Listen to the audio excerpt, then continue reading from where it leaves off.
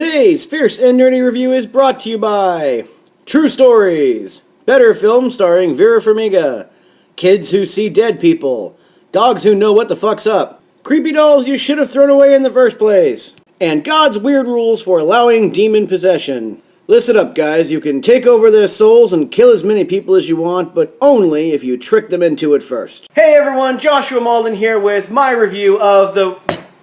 Do you hear that? Hey, you ordered a pizza! Oh, right, the pizza. I forgot. Wait. I didn't order a pizza.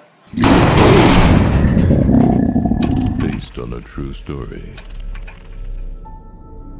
In 1971, the Perrin family moved into their dream home. It's gonna be great. But they didn't know it was the site of a brutal murder in 1863. And countless horrors in the century that followed. What happened to the parents in that house was so disturbing, the family has refused to speak of it. Until Warner Brothers decided it was a financially sound investment. Based on the case files of Ed and Lorraine Warren, two deluded, self-righteous religious zealots who convinced a bunch of people in the 70s and 80s that they were the only thing standing between them and Satan. The Conjuring is one of the best made stupid movies I've ever seen. James Wan has come a long way since Saw. His direction here is a tutorial on how to maximize scares on a limited budget. The angles, lighting, and atmosphere really elevate The Conjuring well above the haunted house cliches that are on display here. Let's see if we can count them. Desolate house in the country? Check. Little kid with an imaginary friend who happens to be a ghost? Check. Super creepy basement or attic? Check. People murdered in the house before the family bought it? Check, check. Psychics with a gift for divining exposition? Check, check, check, check. Creepy dolls created for the sole purpose of scaring the shit out of kids? So many checks. Silly exorcisms? Definitely a check.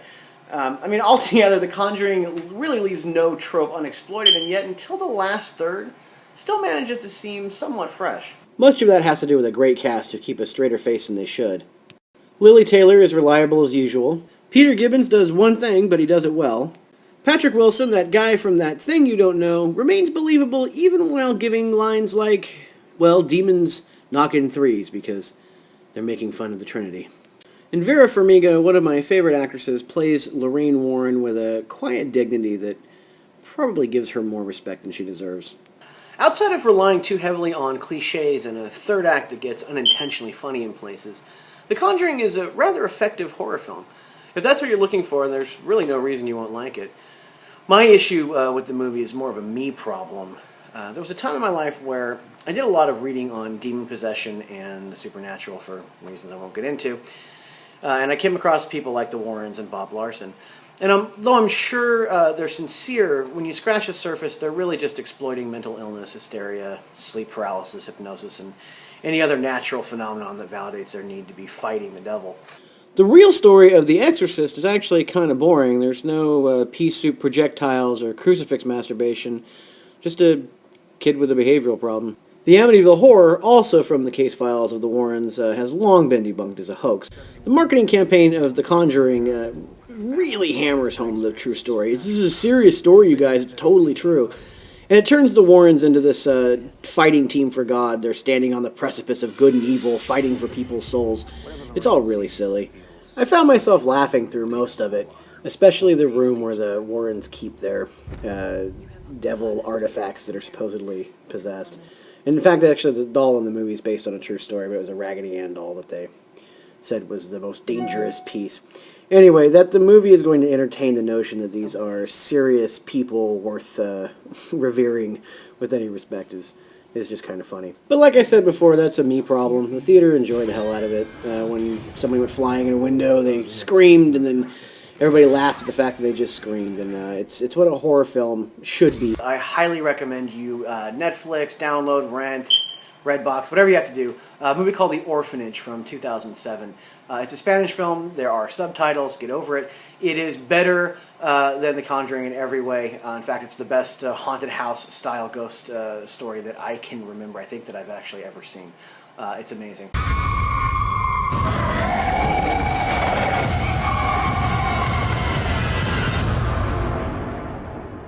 On the Batman scale of film excellence, of The Dark Knight being the best and Batman and Robin being the worst, The Conjuring scares up a Batman 89. Don't forget to visit us at fierceandnerdy.com and follow us at Twitter at fierceandnerdy.